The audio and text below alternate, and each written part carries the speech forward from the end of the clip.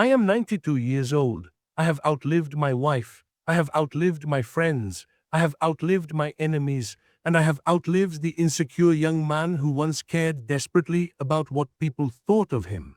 When you reach this age, something strange happens. The noise fades. The ego dissolves. The pretending stops. I am standing at the very edge of the cliff now. I can see the bottom.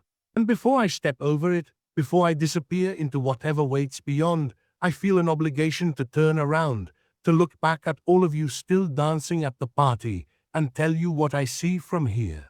Because what I see is painful. You are living inside a lie. You walk around with this comfortable, arrogant illusion that you have time. You treat your days like loose change in your pocket, like you can waste them because more are coming.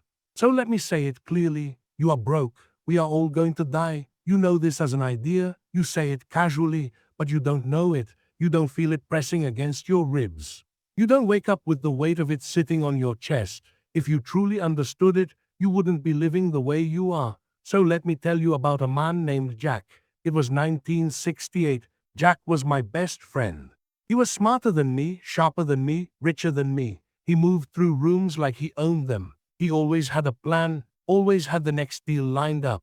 One night we were celebrating a massive contract he had just closed.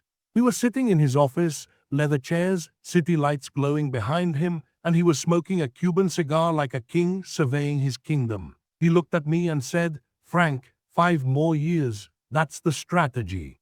I grind for 5 more years, I hit my number, then I'm done, then I take Mary to Italy, then I learn to paint, then I finally start living." He said it with total confidence. 3 days later, Jack walked out of that same office building, grabbed his chest, and collapsed on the sidewalk before he even understood what was happening. Massive heart attack. He was 42. He never saw Italy. He never held a paintbrush. He never started living. I stood over his casket and I realized something. The tragedy wasn't that Jack died. We all die. The tragedy was that Jack postponed his life. He treated the present like a rehearsal for a future that never arrived. A week later, I went to his office to clear out his desk. His calendar was booked 6 months ahead. His inbox was filled with urgent messages. And do you know what stunned me the most? The world did not pause. His company replaced him in 2 weeks. His clients forgot his name within a year. And when I look at you now, I see Jack.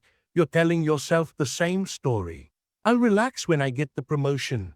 I'll travel when the kids are older. I'll fix my marriage when work slows down. I'll call my father tomorrow. Let me give you a hard truth from a man who has watched almost everyone he loves disappear. There is no later, there is only now. If you are sacrificing your present for a future that isn't promised, you are making the worst gamble in existence. Now let's talk about your stuff. You are obsessed with accumulation. You buy things you don't need, with money you barely have, to impress people who are too busy comparing themselves to you to actually care. I live in a small room now. I have a bed, a chair, a photo of my wife. I used to have a big house, luxury cars, a garage full of expensive toys. From where I'm sitting now, with the clarity that only the end provides, I can tell you the truth. It was all noise. I have attended more funerals than I can count. I have never seen a moving truck follow a hearse. When you die, your children will sort through your precious belongings. Most of it will go into a dumpster. The rest will be sold for pocket change. That is the destiny of your possessions. Future trash. So why are you trading your life for it? Why are you missing your daughter's recital to afford a car that sits in traffic? Why are you working 60-hour weeks to upgrade a kitchen you barely use? It is madness. But you won't see it as madness until you are sitting where I am sitting. And by then, the receipt has expired. Let me tell you about another illusion. In 1979, I won Businessman of the Year in my city. Black tie, ballroom. Applause, cameras flashing. I walked to that podium and felt invincible. I thought I had won the game of life. I went home that night holding that trophy like a prize from the gods. The house was dark. My wife was asleep. My children were asleep. I sat alone at the kitchen table with a glass of scotch and that shining piece of glass in front of me, and I realized something unbearable. The applause had stopped. The people at that banquet didn't love me. They loved what I could produce for them. And upstairs, in those bedrooms, were the only people who truly cared, and I had neglected them for months to win that applause. I missed my son's games. I missed anniversaries. I missed moments that will never return. That trophy, I don't even know where it is now, but the look in my wife's eyes when I told her I couldn't make dinner, that memory is carved into me. You think your career is your legacy? It isn't. It's a transaction. You are trading irreplaceable hours of your life to build someone else's empire. If you died today, your job listing would be posted before your obituary. Do not worship your career. It will not love you back. It will not sit beside you when your body begins to fail. So what matters? If money fades, careers replace you, and possessions decay, what remains? I'll tell you, the only wealth you keep is what you gave away, the love you offered, the time you invested, the kindness you extended. At 92, I don't replay boardroom victories. I replay Sunday mornings with my wife. I replay my daughter's laugh when she was 3. I replay helping a stranger in a snowstorm. That is the only currency that survives. So here is my challenge to you. Kill your ego. You are paralyzed by the fear of looking foolish. You don't start the business. You don't say, I love you. You don't take the leap. Why? Because you're afraid of judgment. Listen to me carefully. Nobody is thinking about you as much as you think they are.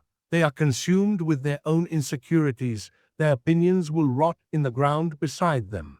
Second, practice the last time. One day you will do everything for the last time. One day you will pick up your child for the final time. One day you will kiss your spouse for the final time. One day you will see a sunset for the final time. You will not know when that moment is. If you lived with that awareness, you would taste your coffee. You would hold the hug longer. You would pay attention. And finally, wake up.